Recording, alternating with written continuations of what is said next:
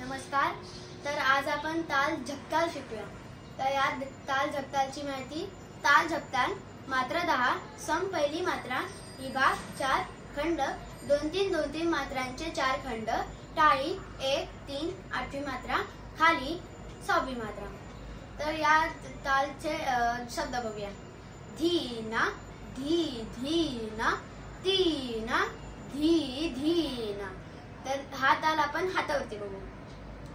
धीना, धी धीना, तीना, धी धीना। तर ही झाली एकपट। आता दुप्पट। धीना, धी धीना, तीना, धी धीना, धीना, धी धीना, तीना, धी धीना। तर आपण आता एकपट आणि दुप्पट एकत्र करूया।